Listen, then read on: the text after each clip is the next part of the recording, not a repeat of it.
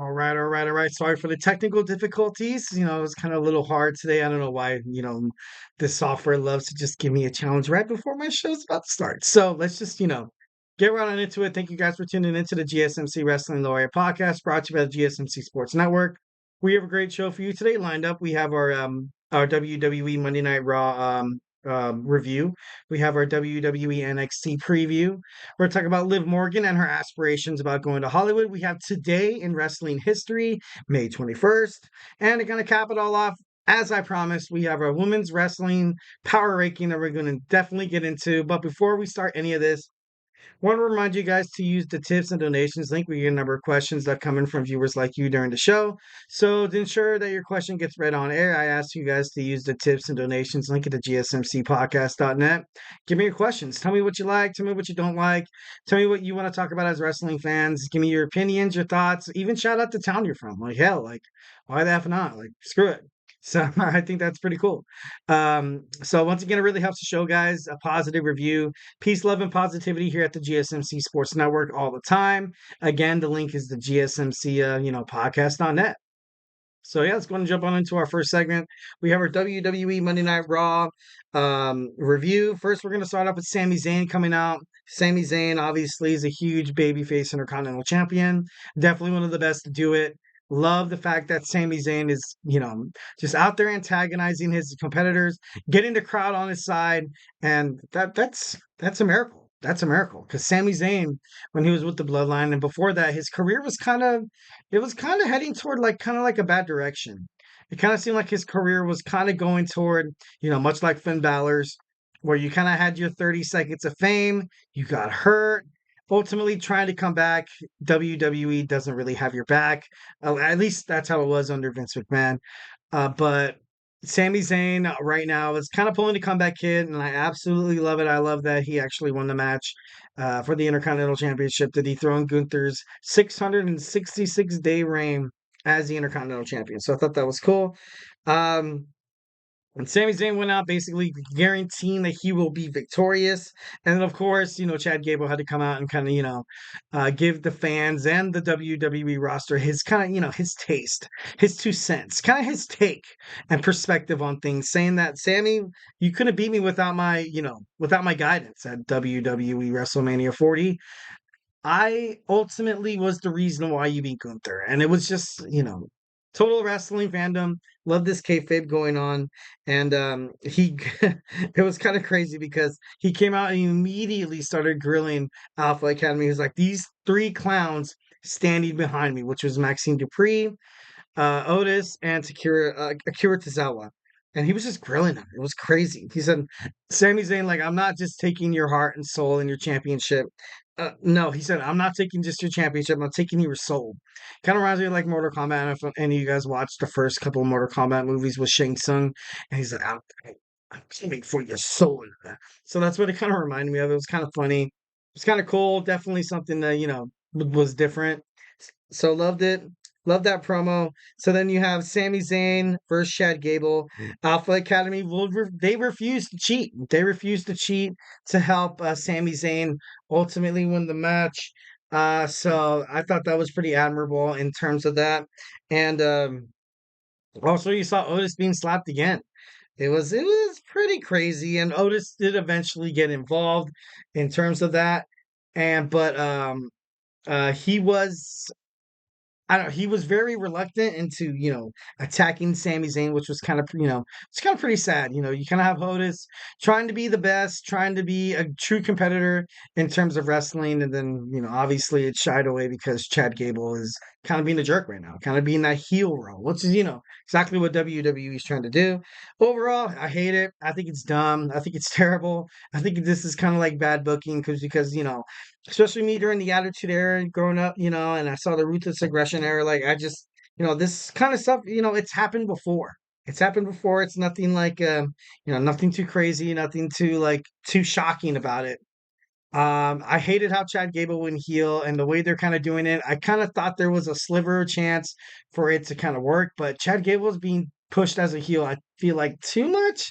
I feel like too much to the point where it's diminishing his values and diminishing his ability to actually be thought of like as an actual competitor in wrestling because I feel like he does that within a shit ton.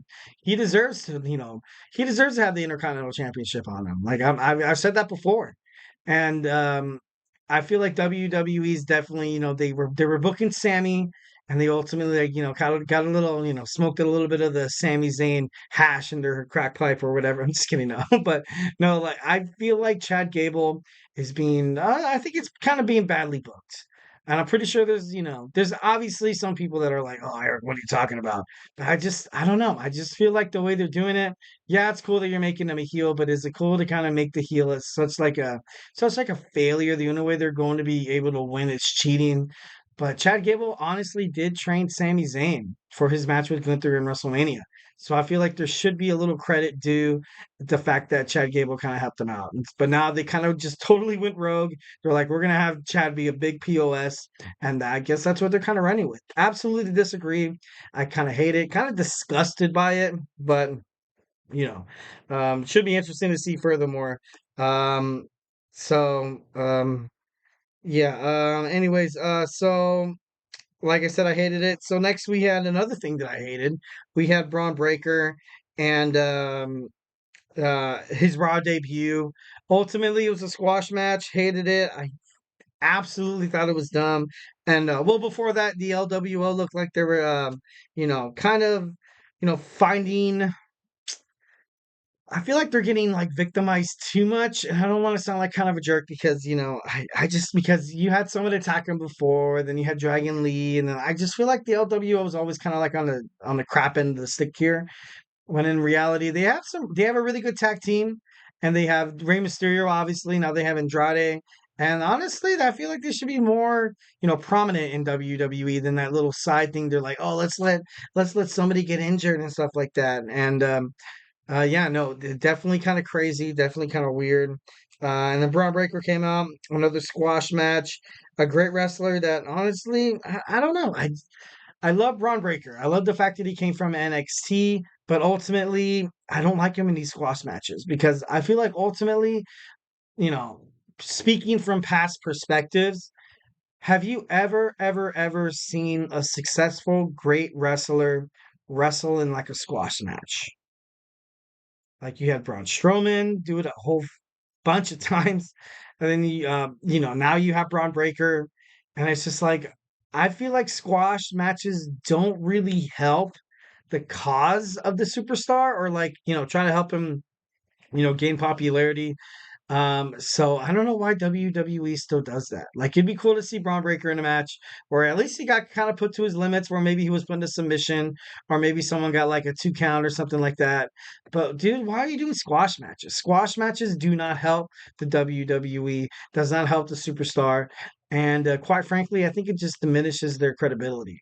So I thought squash matches were over with the Vince McMahon era, but it's still kind of hanging around with the Paul Levesque era, which is kind of troublesome. But we'll move on. Even the referee was like, they want to call off the match. They want to call off the match, and it was just I don't know. I don't know. It was just kind of really dumb. So now let's kind of move on to the Queen of the Ring match. We had Becky Lynch had a pump up speech with Lyra Valkyria. Io Sky and Lyra Valkyria, definitely one of the best women's wrestling matches this year. It broke over 18 minutes, which was a record for women's wrestling. Love that. Definitely they deserve that. Leo Sky trying to, make it to the Queen of the Ring, trying to win it, ultimately trying to get back her, to her superstardom where she was the WWE Women's Champion. And Lyra Valkyria, man, she's been absolutely dynamite. Definitely Rookie of the Year, MVP, and she's her already from just debuting, being drafted a couple weeks ago. So honestly, no matter what happens to Lyra Valkyria, it's been a nice little, it's been a nice little run. Definitely has a bright future ahead of her. I don't know if she's going to fight Nia Jax or Bianca Belair. I know recently Bianca Belair has confirmed that, her rumors with pregnancy and stuff like that. Still, it's rumors. We don't know if it's completely true until it comes out of Belair's mouth. So I don't really like to, kind of, talk about rumors that much, so oftenly. But unless it's under our rumors, skid, unless it's under one of my segments. Other than that, I don't really like to touch on that. So it should be pretty interesting to see what to do with the Queen of the Ring finals. You have Lyra Valkyria representing Monday Night Raw, so it should be pretty awesome. It should be pretty cool. Um, Next, you saw Ilya Dragunov and Ricochet kind of talking. Ricochet was telling Ilya that he should not, keep your head down, bro. Good times are coming. You're a talented superstar. And then Ricochet was attacked by Braun Breaker. Another stupid promo. Absolutely dumb. Hated it. And then you had the WWE tag team match. You had Judgment Day against Awesome Truth. It was pretty cool. Uh, the truth, when around the truth killings, or but kind of said he spoke to Andre the Giant, and that he like had his back and stuff like that. But ultimately, you saw Braun Strowman come out. I kind of knew that he was going to like he was going to be the one to kind of be that Andre the Giant kind of person. So I don't know. It just seemed kind of cool. Kind of seemed pretty interesting. But ultimately, I knew they were going to retain the moment they were talking about. Oh, I spoke to Andre the Giant. He said he has our back. And this is like Andre the Giant. He's passed, bro. Like, what are you talking about? And when I heard that, I was like, okay, obviously they mean Braun Strowman.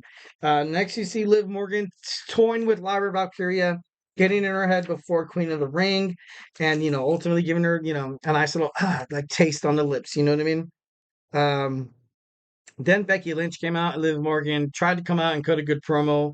Ultimately, wasn't the best. I feel like it was pretty bad. I feel like the promo was pretty bad, and Liv Morgan still, I root for her. You guys think I hate Liv Morgan, but I don't. I root for her to succeed in the WWE, but she just can't cut a good promo. I just feel like it's not meant to be within the WWE for her. Maybe she's better off in Hollywood, which we will talk about in our segment 3. But I don't know. I'm not, like I said, not trying to be mean. She's a respected wrestler. She's a respected person. I love Liv Morgan. I'm a fan, but ultimately, as a wrestling fan, I'm not totally in love with the idea of Liv Morgan representing the company. So, anyways, so we had the Judgment Day losing. Damian Priest said, and I quote, "I don't even recognize this anymore." Kind of telling JD McDonough, Finn Balor, and Dominic Mysterio that, guys, it's not the same thing. You don't have the same level of success without Rhea Ripley, without being the tag team champions. And even Finn Balor said before they went out there to fight, I was kind of hoping and kind of wishing it was you. Maybe this Civil War, or maybe this fight between Finn and Damian might not happen. I think ultimately, I think Finn Balor kind of sees it and kind of is like, you know what? I might want out of the Judgment Day too. And I know there were speculations and rumors, and I think there was an article written on Ringside News that Dominic Mysterio actually says he wants out of Judgment Day too.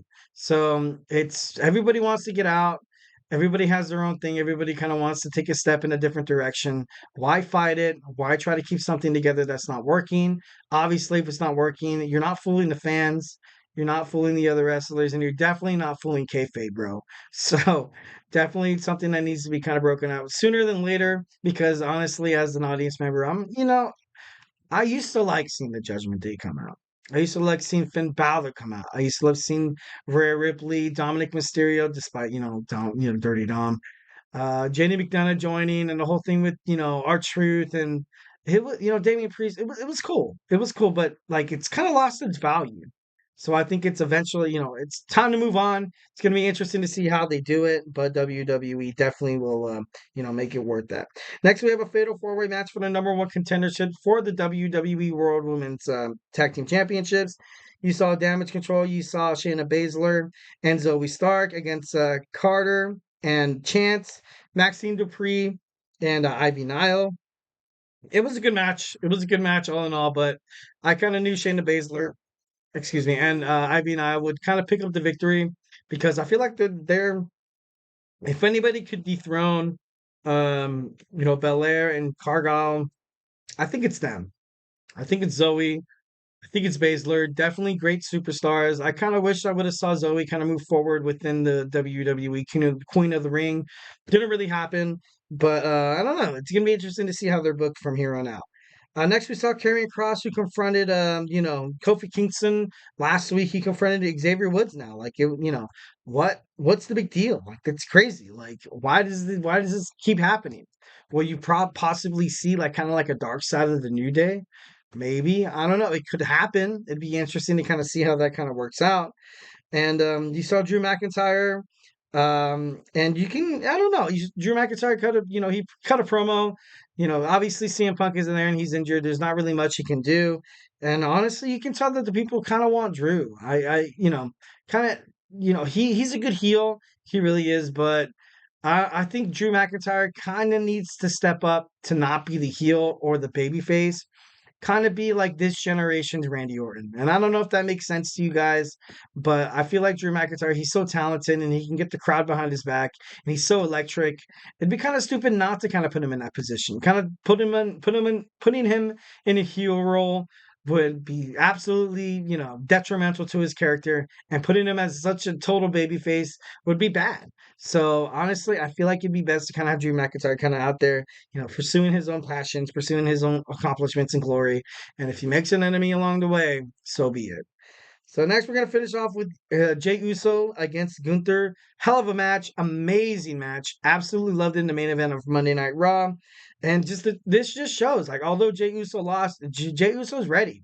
Jay Uso's ready, and Gunther is just absolutely levels above. I feel like he will be either Randy Orton or Tama Tonga.